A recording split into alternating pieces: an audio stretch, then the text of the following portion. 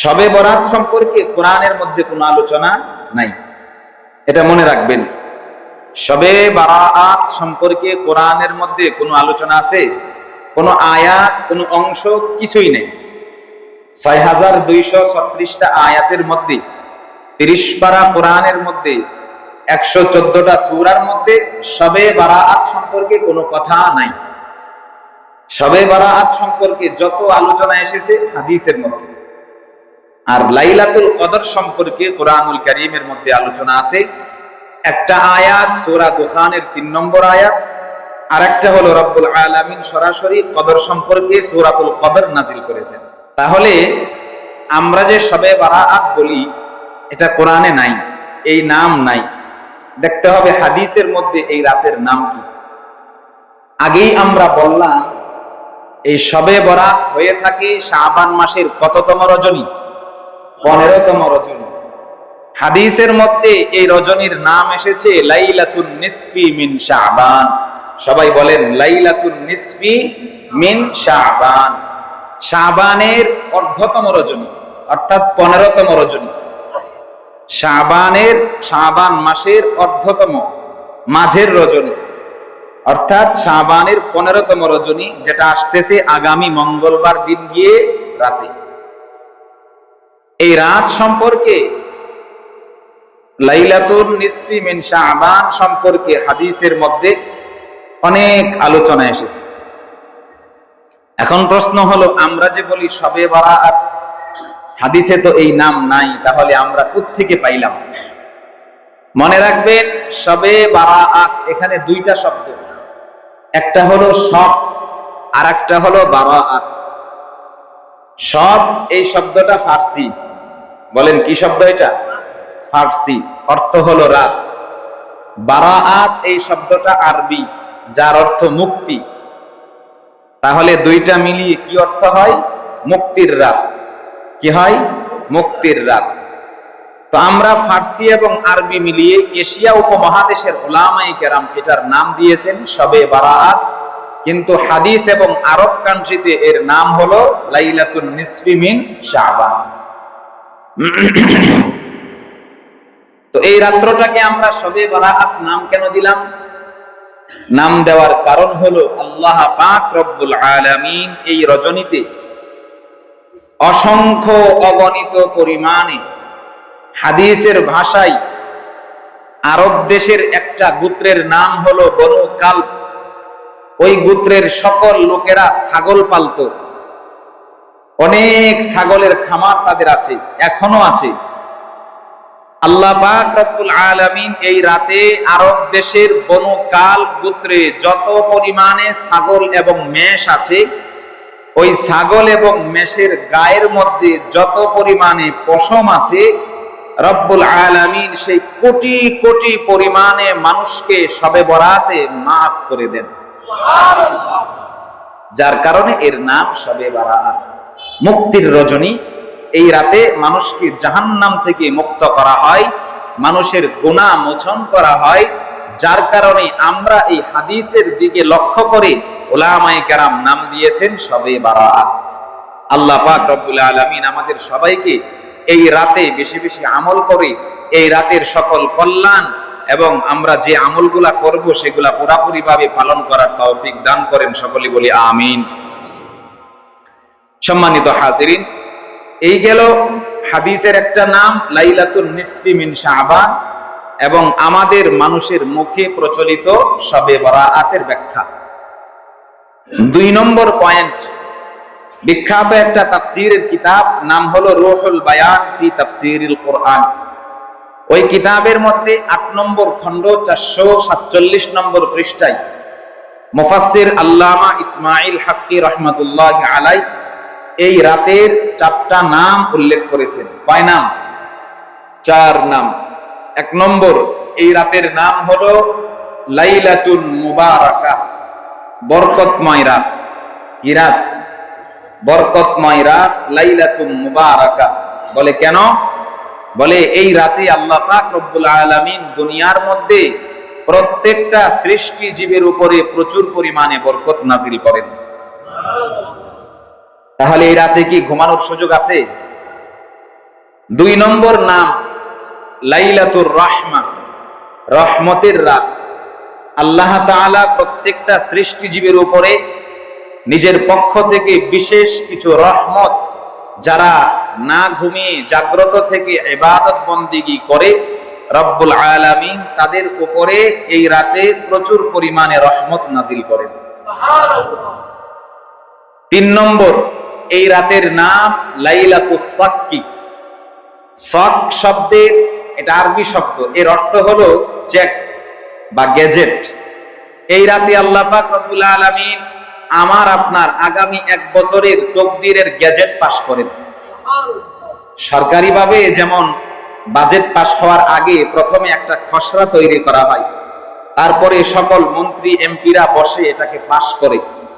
প্রথমে খসড়া তৈরি করে, তারপরে এটাকে ফাইনালি ভাবে পাশ করে। আল্লাহ পাক রব্বুল আলামিন, উলামায়ে কেরাম বলেন, আল্লাহ পাক রব্বুল আলামিন এই শবে বরাতে আমার আপনার আগামী 1 বছরের গ্যাজেট পাশ করেন, লাইলাতুল কদরে গিয়ে সেটা মঞ্জুরি করেন। 4 নম্বর নাম লাইলাতুল বারাআহ, মুক্তির রাত। এই রাতে আল্লাহ রাব্বুল আলামিন, ওই যে আগে বললাম, প্রচুর পরিমাণে বনু কাল গোত্রের যত মেষপাল আছে, তাদের শরীরের মধ্যে যত পশম আছে, তার চাইতেও 1000 গুণ বেশি পরিমাণে মানুষকে জাহান্নাম থেকে মুক্তি দিয়ে দেন।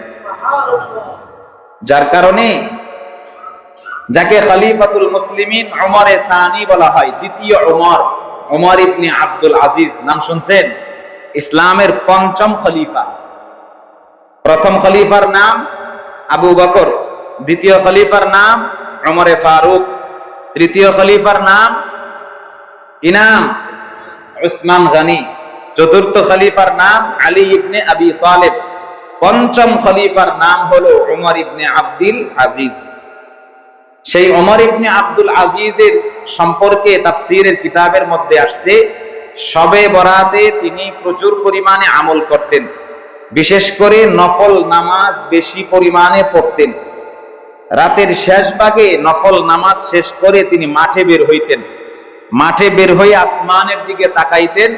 তাকানোর পরে তিনি আসমানের মধ্যে আল্লাহ পাক রব্বুল আলামিন তার চোখের মধ্যে একটা লেখা ভাসায়া দিতেন, যেখানে লেখা ছিল, হাদিহি বারাআতুম মিনান নার মিনাল মালিকিল আজিজ লি ওমর ইবনে আব্দুল আজিজ। এই রাতে ওমর ইবনে আব্দুল আজিজের জন্য মহাপরাক্রমশালী রব্বুল আলামিনের পক্ষ থেকে জাহান্নাম থেকে মুক্তির ঘোষণা দেওয়া হয়েছে। তাহলে ওনার এই কথা থেকে বোঝা গেল, এই রাতে নিশ্চয়ই রব্বুল আলামিন প্রচুর পরিমাণে মানুষকে জাহান্নাম থেকে মুক্তি দেন। বলেন সুবহানাল্লাহ। তাহলে আমরা 2 নম্বর পয়েন্টে জানলাম এই রাতের আরো 4টা নাম আছে। 1 নম্বরে লাইলাতুল মুবারাকা, 2 নম্বরে লাইলাতুর রাহমা, 3 নম্বরে লাইলাতুস সাক্কি, 4 নম্বরে লাইলাতুল বারাআহ। হাদিসের নাম লাইলাতুন নিসফি মিন শাবান, আমরা বলি শবে বরাত। 3 নম্বর পয়েন্ট, এই রাত্রটা দামি হওয়ার কারণ কি? আল্লাহর নবীর একটা হাদিস আছে, যে হাদিসের মধ্যে এই রাতের একটা শ্রেষ্ঠত্ব বলা হয়েছে। নবীজি বলেন, ক্বালা রাসূলুল্লাহ সাল্লাল্লাহু আলাইহি ওয়াসাল্লাম, মা মিন লাইলাতিন বা'দা লাইলাতিল কদরি আফদালা মিন লাইলাতিন নিসফি মিন শাবান। মায়ার নবী হাদিসের মধ্যে বলেন, আল্লাহ পাক রব্বুল আলামিন এই উম্মতকে একটা গুরুত্বপূর্ণ রাত দিয়েছেন, যার নাম হলো লাইলাতুল কদর। রমজানের শেষ দশকের যে কোনো বেজুর রাতে এটা হতে পারে, 21তম রাতে হতে পারে, 23, 25, 27, 29তম রাতে হতে পারে। রব্বুল আলামিন এই উম্মতকে লাইলাতুল কদর দিয়েছেন। মায়ার নবী বলেন, লাইলাতুল কদরের পরে এই উম্মতের জন্য সবচাইতে দামি এবং শ্রেষ্ঠ যে রাত রয়েছে, সেই রাতের নাম হলো শবে বরাত। আল্লাহর নবী হাদিসের মধ্যে বলে দিয়েছেন, আরবিতে বছর হয় 355 দিনে অথবা 354 দিনে। রব্বুল আলামিন এই 355টা রাতের মধ্যে সবচাইতে শ্রেষ্ঠ রাত বানিয়েছেন লাইলাতুল কদর। 2 নম্বর শ্রেষ্ঠ রাতের নাম হলো শবে বরাত, যেটা আগামী মঙ্গলবার দিন গিয়ে রাতে আসবে। মুসলমান ইমানদার আল্লাহর গোলাম, এই রাত্রটা দামি হওয়ার অনেকগুলো কারণ সম্পর্কে মুফাসসিরিনে কেরাম তাদের কিতাবের মধ্যে আলোচনা করেছেন।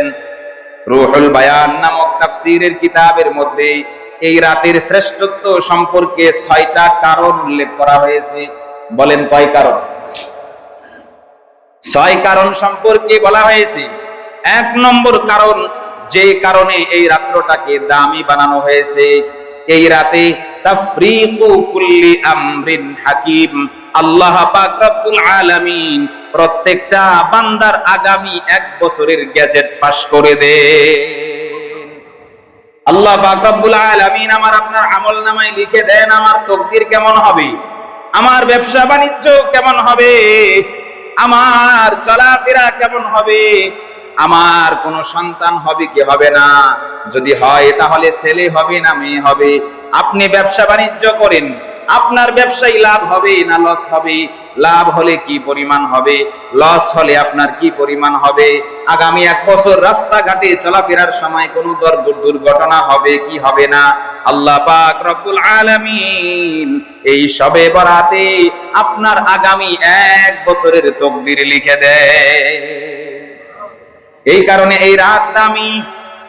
উলামায়ে কেরাম বলেন 2 নম্বর কারণ, এই রাত দামি হওয়ার 2 নম্বর কারণ, আল্লাহ পাক রব্বুল আলামিন এই রাতে প্রত্যেকটা সৃষ্টি জীবের উপরে প্রচুর পরিমাণে রহমত নাজিল করতে থাকে।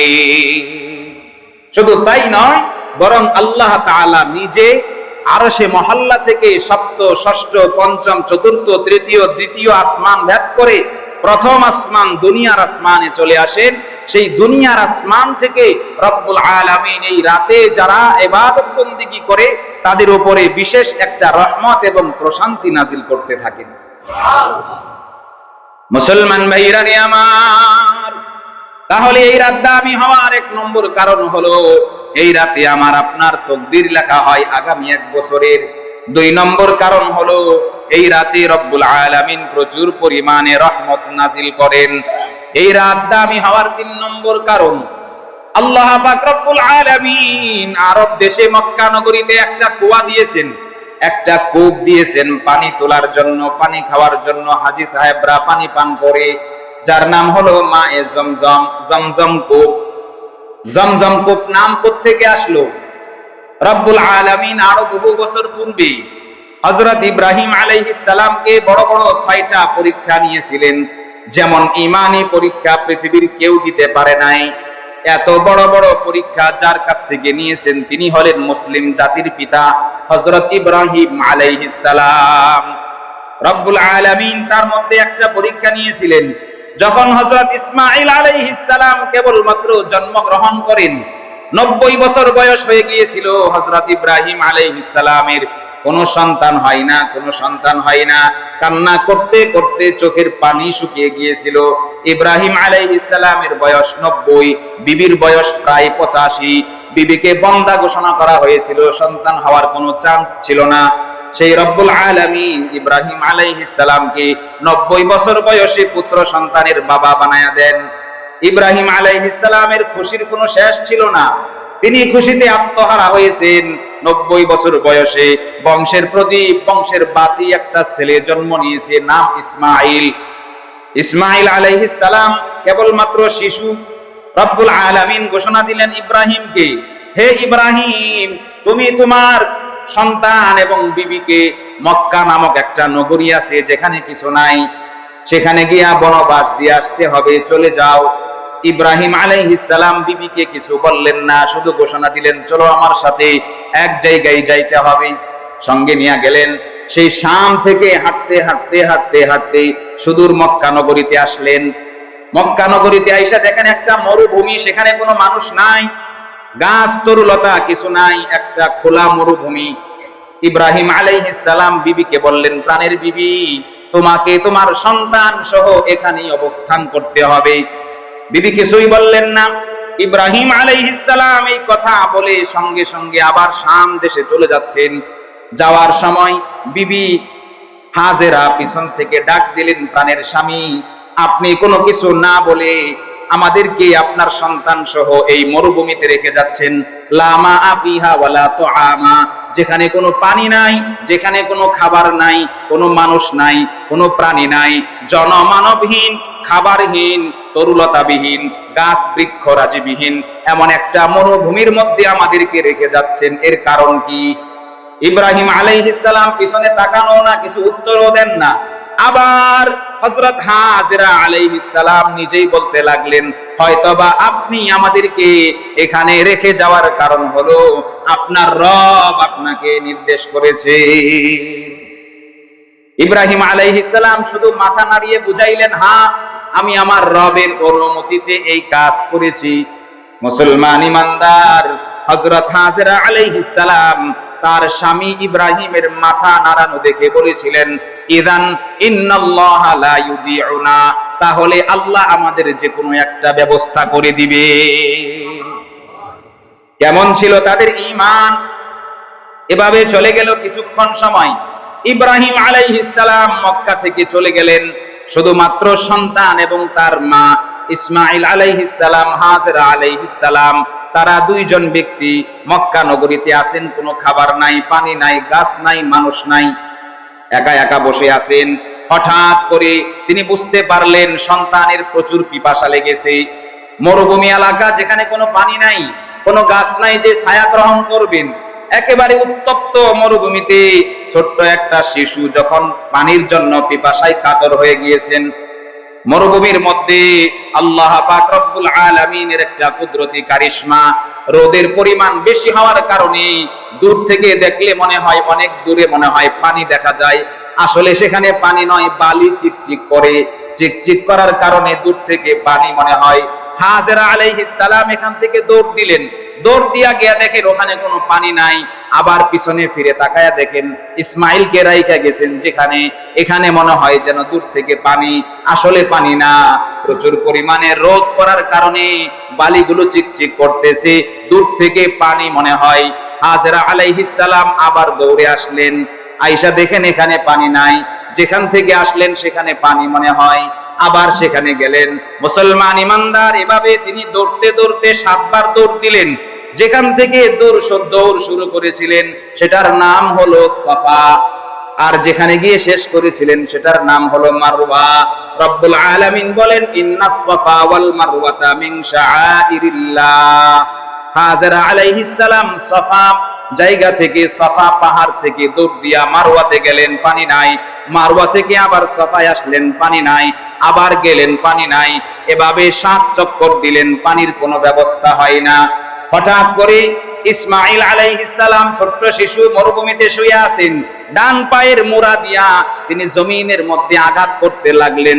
বাচ্চারা যেমন খাটের মধ্যে শুয়ে 2টা পা নাড়িয়ে নাড়িয়ে খাটের মধ্যে আঘাত করে, ইসমাঈল আলাইহিস সালাম ডান পায়ের মোড়া দিয়া জমিনের মধ্যে আঘাত করতেছেন।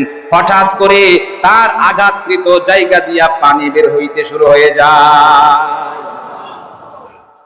ইসমাঈল আলাইহিস সালাম, তার মা তখন ওই জায়গায় রয়েছেন, মারওয়া পাহাড়ের উপরে, তিনি সফাতে, ওই জায়গার মধ্যে তিনি আঘাত করতে করতে পানি বের হয়ে যায়।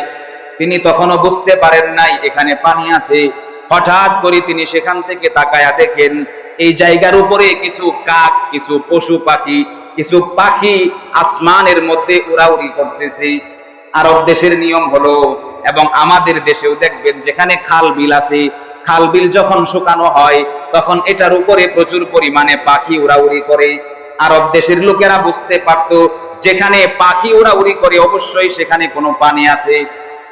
হাজেরা আলাইহিস সালাম মারওয়া থেকে দৌড় দিয়ে আসলেন। আয়েশা দেখেন ইসমাঈল আলাইহিস সালামের পা 2টা পানির মধ্যে, তার পায়ের আঘাতের কারণে গর্ত হয়ে গিয়েছে। রব্বুল আলামিন সেখান থেকে পানি বের করে দিয়েছেন। ধীরে ধীরে গর্তটা বড় হইতে লাগলো। একেবারে ছোট্ট পরিসরে একটা ছিদ্র হয়েছিল, এটা থেকে আস্তে আস্তে গর্ত বড় হইতে থাকে। এবার হাজেরা আলাইহিস সালাম চিন্তা করলেন, এত বড় গর্ত যেভাবে বড় হইতে লাগলো, মনে হয় যদি এটাকে চতুর্দিকে না আটকায় তাহলে মনে হয় পুরা মক্কা নগরী গর্ত হয়ে যাবে। তিনি কিছু পাথর কুড়ায়া নিয়ে আসলেন, একটা একটা করে তিনি বাউন্ডারি দিতে লাগলেন। বাউন্ডারি দেওয়ার পরেও বাউন্ডারি মানে না। এই পাথরগুলা গর্তের ভিতরে চলে যায়। এক পর্যায়ে হাজেরা আলাইহিস সালাম জবান দিয়া বলে দিলেন, ইয়া বিরু জামজাম, হে কূপ তুমি থেমে যাও। বলেন না আল্লাহু আকবার। জামজামের অর্থ কি? থেমে যাওয়া। এটা একটা শব্দ, আরবি একটা শব্দ, জামজামা ইউজামজিমু জামজামাতান, অর্থ থেমে যাওয়া। হাজেরা আলাইহিস সালাম যখন পাথর দেওয়ার পরেও দেখলেন যে থামতেছে না, তখন তিনি নিজেই বলে উঠলেন, ইয়া বিরু জামজাম, হে কুয়া তুমি থেমে যাও। এই কথা বলার সঙ্গে সঙ্গে কুয়া আর সম্প্রসারিত হচ্ছিল না। মুফাসসিরিনে কেরাম বলেন, যদি হাজেরা আলাইহিস সালাম ওই দিন এই জামজাম শব্দটা উচ্চারণ না করতেন, গোটা পৃথিবী মায়ে জমজম দিয়ে ভরে যেত। তাহলে রব্বুল আলামিনের পক্ষ থেকে এভাবে সুন্দর করে ইসমাইল আলাইহিস সালাম এবং হাজেরা আলাইহিস সালামের জন্য জমজম কূপের পানির ব্যবস্থা করে দিলেন। এই জমজম কূপকে কেন্দ্র করে গোটা মক্কা নগরীতে বিভিন্ন দেশ থেকে মানুষ এসে বসতি শুরু করে দিল। সেই মায়ে জমজমের কথা প্রসঙ্গে বলছিলাম। আল্লাহ পাক রব্বুল আলামিন শবে বরাত দামি হওয়ার 3 নম্বর কারণ হলো, এই শবে বরাতের রজনীতে, শাবানের 15তম রজনীতে রব্বুল আলামিন জমজম কূপের পানিকে প্রচুর পরিমাণে বাড়ায়া দেন। অন্যান্য দিনে যত পানি থাকে এই কুয়ার মধ্যে, শবে বরাত এই রজনীতে রব্বুল আলামিন কুয়ার পানি প্রচুর পরিমাণে বাড়ায়া দেন, যেটা ইসলামিক ইতিহাস দিয়ে প্রমাণিত। সাহাবীদের যুগে, তাবেঈনদের যুগে দেখা গিয়েছে, আগে তো পানি তোলার এরকম সুযোগ ছিল না। দেখা যাইতো, এখন তো মেশিনের মাধ্যমে পানি উঠানো হয়, আগে মানুষ বালতি দিয়ে বিভিন্ন বস্ত্র দিয়ে পানি উঠাইতো। তো দেখা যাইতো শবে বরাত যেদিন হয়, শাবানের 15তম রাতে জমজম কুয়ার পানি একেবারে মুখের মধ্যে চলে আসতো, কুয়ার একেবারে মুখের মধ্যে চলে আসতো। এখান থেকে ওনারা বুঝে নিলেন যে শাবানের 15তম রজনীতে আল্লাহ পাক রব্বুল আলামিন জমজম কূপের পানিকে বাড়ায়া দেন। এই রাত দামি হওয়ার 3 নম্বর কারণ। 4 নম্বর কারণ, এই রাত দামি হওয়ার 4 নম্বর কারণ হলো হুসুলুল মাগফিরা। রব্বুল আলামিন প্রচুর পরিমাণে মানুষকে এই রাতে মাফ করে দেন। 5 নম্বর কারণ, আল্লাহর নবী সাল্লাল্লাহু আলাইহি ওয়াসাল্লামকে কাল কিয়ামতের ময়দানে তার উম্মতের জন্য সুপারিশ করার পূর্ণ ক্ষমতা, সুপারিশ করে জাহান্নাম থেকে জান্নাতে নিয়ে যাওয়ার পূর্ণ ক্ষমতা আল্লাহ তাআলা এই রাতে দান করেছিলেন। এটা 3 ধাপে হয়েছিল। শাবান মাসের 13তম রাত নবীজি আল্লাহর কাছে উম্মতের সুপারিশের জন্য দোয়া করতেছেন, শাফাআতের জন্য দোয়া করতেছেন। আল্লাহ পাক রব্বুল আলামিন জানায়া দিলেন, হে আমার বন্ধু, আপনি আপনার উম্মতের 3 ভাগের 1 ভাগের জন্য সুপারিশ করতে পারবেন, এতটুকু অনুমতি আমি দিলাম। তারপরে শাবান মাসের পরের রাত 14তম রাতে নবীজি আবার দোয়া করতে লাগলেন, আল্লাহ কাল কিয়ামতের ময়দানে আমার উম্মতকে সুপারিশ করে আমি যেন জাহান্নাম থেকে জান্নাতে নিতে পারি সেই তৌফিক দেন, আরেকটু বাড়ায়া দেন। আল্লাহ পাক রব্বুল আলামিন আরেকটু বাড়ায়া দিলেন, ঘোষণা দিয়ে দিলেন, হে আমার বন্ধু, আপনার উম্মতের 3 ভাগের 2 ভাগকে আপনি জাহান্নাম থেকে জান্নাতে নিতে পারবেন।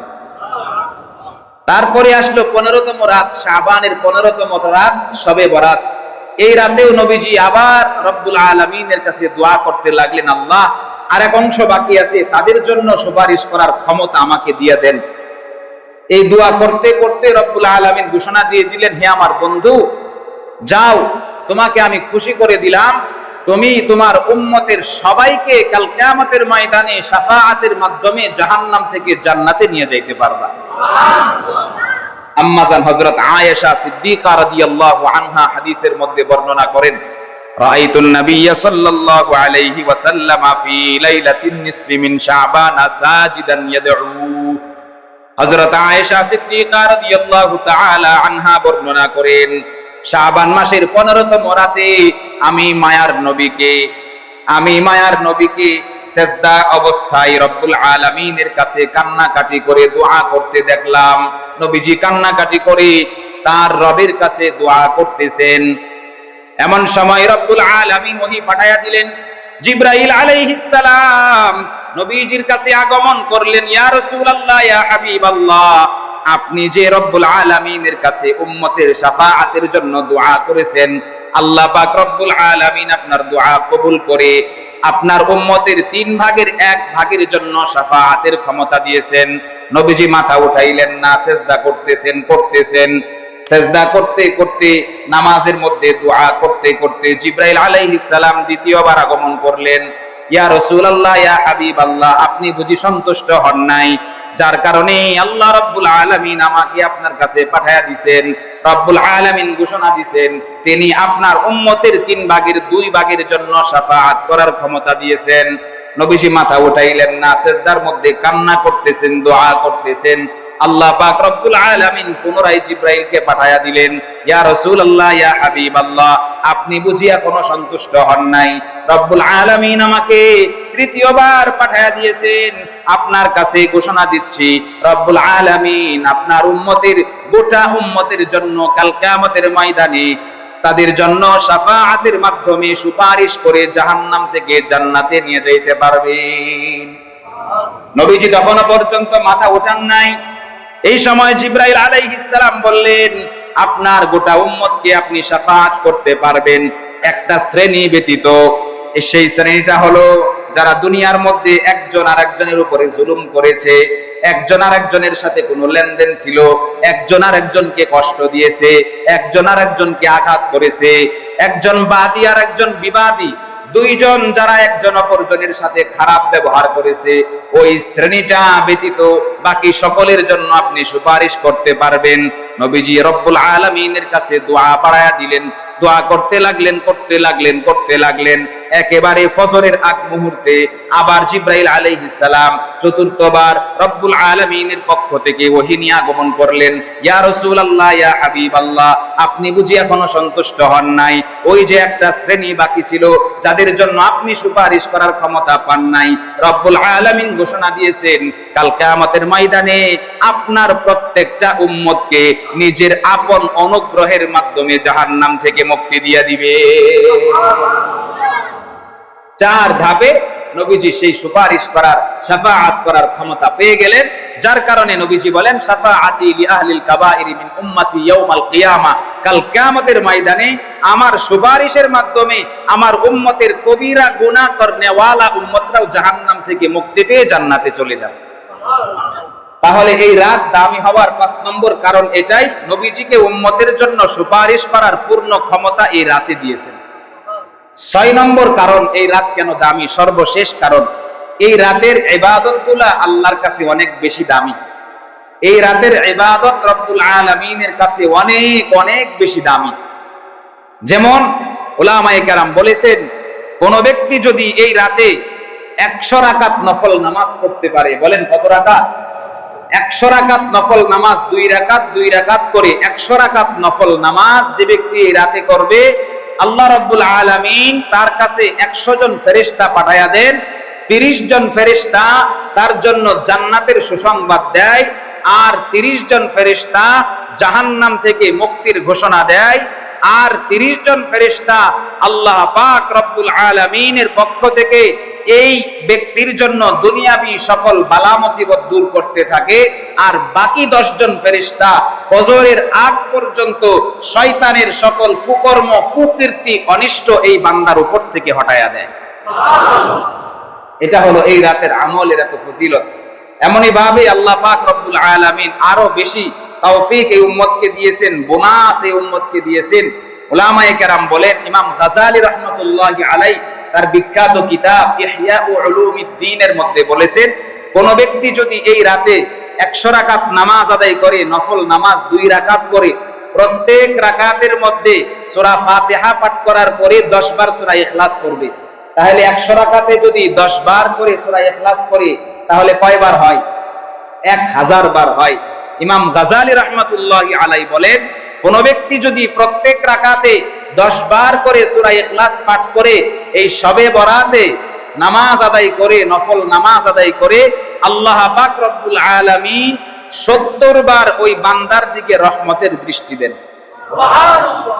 শুধুমাত্র ওই বান্দার দিকে আল্লাহ তাআলা তাকায়া থাকেন, 70 বার তাকান। ইমাম গাযালি রাহমাতুল্লাহি আলাইহি বলেন, এক একবার তাকানোর মাধ্যমে রব্বুল আলামিন তার 70টা প্রয়োজন পুরা করে দেন।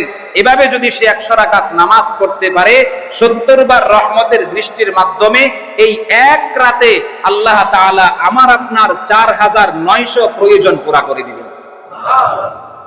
আল্লাহ পাক রব্বুল আলামিন আমাদের সবাইকে আগামী মঙ্গলবার দিন গিয়ে রাতে শবে বরাত লাইলাতুল নিসফি মিন শাবান এই রাতের সকল ফজিলত, এই রাতের সকল হুকুম আহকাম, এই রাতের সকল নিয়ম কানুন মেনে আমলের মাধ্যমে রাত্রিটা যাপন করার তৌফিক দান করুন। সকলে বলি আমিন।